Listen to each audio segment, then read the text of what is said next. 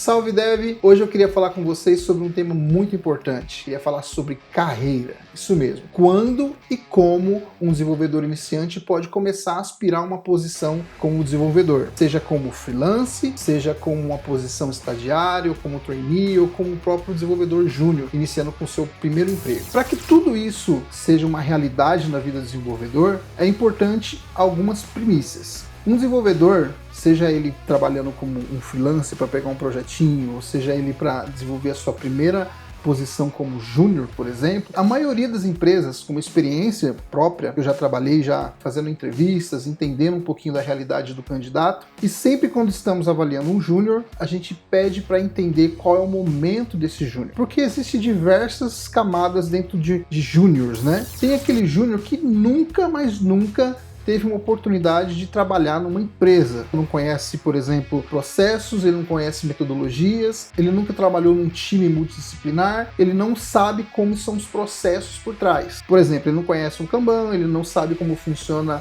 a parte de code review, ele não entende muito os processos por trás, né, do desenvolvimento de software, mas ele conhece muito bem a linguagem porque ele estudou bastante para aquilo.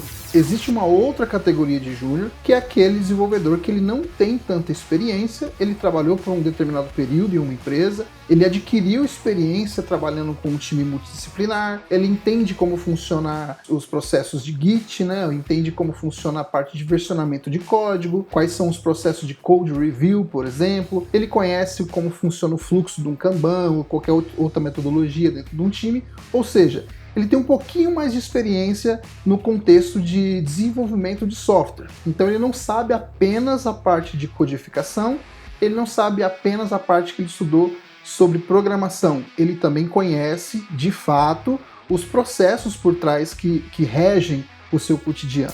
Então, para que um júnior consiga uma posição adequada para ele, e até mesmo você disputar com outros candidatos, é importante você entender quais são as skills desejadas para a vaga que você está se candidatando. Por exemplo, um desenvolvedor front-end, ele precisa ter qualificação técnica, ele não precisa ter experiência, mas ele precisa ter qualificação técnica na parte de desenvolvimento de front. Ele precisa conhecer as bibliotecas que regem, entender um pouquinho do framework que a empresa vai apresentar para ele, e ele precisa entender o mínimo de HTML e CSS que qualquer desenvolvedor front.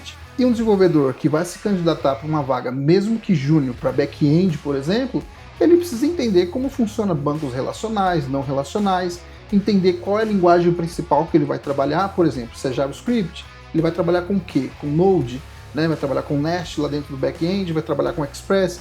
Ele tem que entender minimamente a tecnologia que ele está se propondo a fazer. Se o candidato vai trabalhar com Node no back-end, por exemplo, ele precisa conhecer, primeiro, entender a linguagem que ele vai trabalhar, que seria o JavaScript ou TypeScript, e entender a tecnologia que é o Node que ele vai utilizar. Então, o mínimo que ele tem que entender é como fazer um CRUD, como fazer uma conexão com o banco de dados, e daí, por aí vai. Você não precisa conhecer tudo, mas você precisa entender minimamente como funciona uma query, que são bancos de dados relacionais e não relacionais. Entender minimamente esses assuntos vai te qualificar e tem uma oportunidade relacionada a esse tipo de vaga. Uma coisa bacana que te diferencia de outros candidatos é você conhecer a parte de Git, parte de versionamento de código, compartilhamento de código, você conhecer e entender como funciona uma estrutura, uma árvore Git, como funciona a parte de code review, na parte de pull request, merge request, entender como funciona a estrutura de branch, a estrutura de merge. É muito comum uma pessoa que está iniciando, né, por exemplo, numa empresa, ele não conhece, não entende muito bem como funciona os comandos Git, como funciona a estrutura de code review, não entende muito bem como funciona o merge e entender como funciona essa mesclagem de código entre times. Então, entender o conceito por trás disso, mesmo que você nunca tenha trabalhado numa equipe multidisciplinar ou que você nunca tenha conhecido esse processo por trás, entendê-lo e estudá-lo vai te colocar um pouquinho mais de vantagem. Além disso, metodologias hoje, seja ele o próprio Scrum, que é um dos mais famosos que muitas empresas trabalham. Eu não entro no mérito se ele é uma coisa muito, muito importante para um desenvolvedor iniciante, mas conhecê-lo, entendê-lo como funciona o Scrum, entender como funciona o processo do Kanban, por exemplo, entender como funciona o processo de desenvolvimento, desenvolvimento de software, é muito importante. Então, eu recomendo bastante que um desenvolvedor iniciante ele tenha noção de como funciona um processo de desenvolvimento de software, desde a sua concepção até a sua parte de entrega. Não precisa dominar, você é iniciante, mas conhecer e ter uma noção de como isso funciona, com certeza vai te colocar também numa posição bacana durante possível recrutamento, por exemplo. Outro fato interessante é que há um mito por aí de que desenvolvedor júnior ele precisa aceitar qualquer vaga para que ele inicie. Eu discordo disso, tá? Existem muitas empresas que, se você iniciar, pode acabar até frustrando a sua experiência como desenvolvedor, trazer uma péssima qualidade de vida e você ficar estagnado. Então, não é que você precisa selecionar a dedo as vagas de empresas quando você está iniciando, não é isso. É que você precisa entender também o que a empresa vai te oferecer além de salário. Um plano de carreira, você entender qual é a qualidade de vida das pessoas lá dentro, que geralmente você consegue pesquisar isso na internet. Isso não quer dizer que você não pode aceitar uma possível vaga boa que você entende remuneradamente, mas é importante você pôr na balança também a avaliação dessa empresa, entender que momento que ela está e se ela realmente vai conseguir dar o que você precisa de fato, que é experiência. O salário, ele é apenas um dos elementos nessa equação.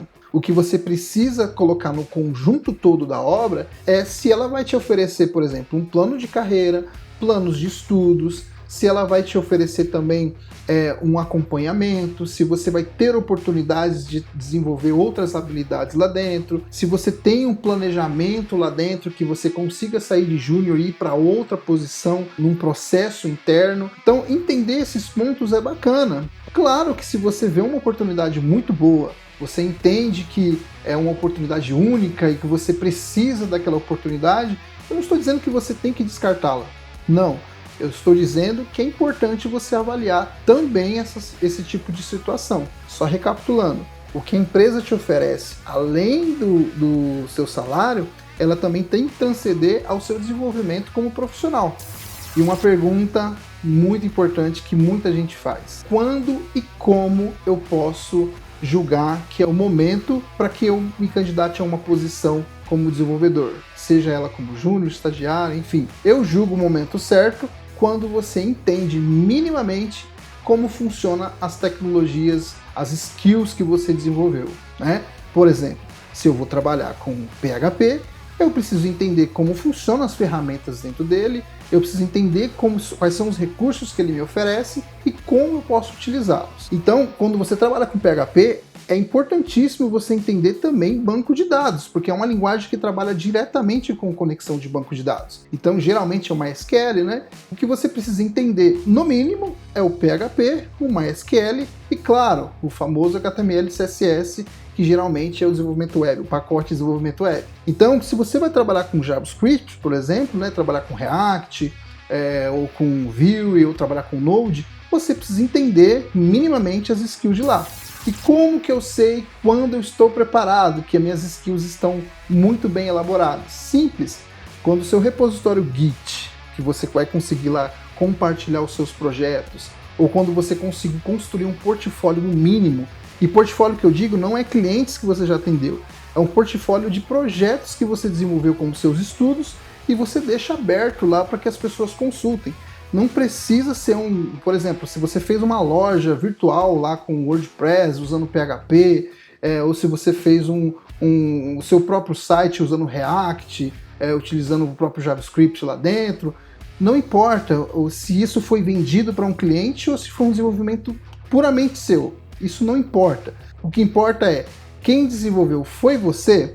Você conhece aquela tecnologia e entende como ela funciona? Se sim, eu acredito muito que você está preparado para se candidatar a uma vaga, por exemplo, de júnior. Claro, vai coisas muito mais além numa entrevista, além de você mostrar o teu código. Você precisa saber responder as perguntas com clareza, entender o que a empresa está pedindo naquele momento, naquela vaga, e se você consegue oferecer, né, o seu conhecimento técnico, mesmo que ele seja de iniciante, vai atender aquela posição, aquela vaga. Outro ponto importante quando a gente fala de carreira é entender qual é o seu planejamento e qual que é a sua forma que você decidiu de ser remunerado. Vou te explicar.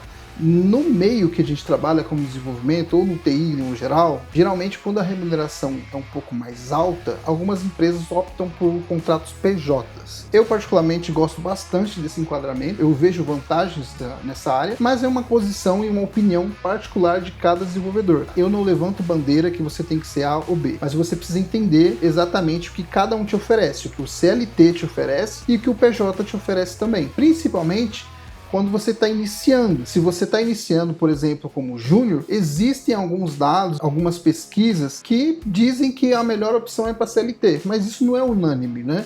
Quando a gente está trabalhando com posição, com vaga, vai muito do que a empresa está oferecendo e o que você está disposto a aceitar. Então, nem todas as empresas têm posição PJ e nem todas as empresas têm posição CLT. Geralmente, consultoria, a grande maioria, por exemplo, você trabalharia como PJ, né? Algumas têm CLT, concordo, mas a grande maioria como PJ. Então, você entender o que o PJ te oferece e o que o CLT oferece. E aí, em determinado momento em que você vai se candidatar, você ter clareza de quanto de fato você vai ser remunerado. Existem as duas bandeiras, que é o famoso encargo. O CLT tem seus encargos e o PJ tem seus encargos. Coloque na balança aquilo que vale a pena para você e é o momento que você estiver avaliando ou estiver se candidatando para uma empresa, você também avalie os números da sua remuneração dentro disso. De uma forma bem resumida, além da lógica de programação bem estruturada, conhecer a sintaxe da linguagem, você não precisa ter experiência com aquilo, mas tem que entender como ela funciona. Saber e praticar muito bem aquilo que você está estudando, você também tem que desenvolver as suas skills além código, quando eu digo de processos, de metodologias e também entender como funciona o ciclo de desenvolvimento de um projeto. Onde eu consigo isso, David? Na internet. Você consegue muito conteúdo sobre Kanban, sobre Scrum, você entende sobre desenvolvimento de software, conceitos, metodologias. Então isso tudo você consegue desenvolver um conhecimento base, mas que na hora da entrevista, na hora de você se candidatar, isso sempre vai ser aquele plus. Então eu estou procurando um júnior que nunca teve experiência com código, nunca trabalhou na vida. Mas esse candidato aqui, por exemplo, essa candidata, ele conhece Scrum, ele conhece como funcionam as metodologias, ele sabe processo. Então isso sempre é um plus para você. E claro, a cerejinha do bolo, entender como funciona o Git, tá? Versionamento de código, compartilhamento de código, entender os processos e os comandos básicos. Isso aí vai te dar aquela cerejinha, porque isso vai te ajudar bastante num time multidisciplinar, onde existem vários desenvolvedores trabalhando e você conhece e entende como funciona a parte de compartilhamento e versionamento de código lá dentro. É isso aí, pessoal. O nosso papo hoje foi sobre um pouquinho sobre carreira, foi um pouquinho diferente do contexto que a gente está acostumado, mas eu espero de verdade que essas dicas, esse direcionamento te ajude. Não é uma regra, não é uma fórmula mágica, pode ser que alguma empresa tenha algum procedimento diferente na hora de te contratar, então eu recomendo sempre faça o básico, que é o que eu te falei agora. Se alguma empresa pedir a mais, ter algumas especificações a mais, aí já é de empresa para empresa. Mas fazendo o básico, eu te garanto que você vai estar apto para poder se candidatar a alguns posicionamentos de vaga, principalmente como júnior. É isso aí, eu espero que vocês tenham gostado. Não deixe de compartilhar, deixar o like e se inscrever no canal se você ainda não é inscrito. Abraço, valeu!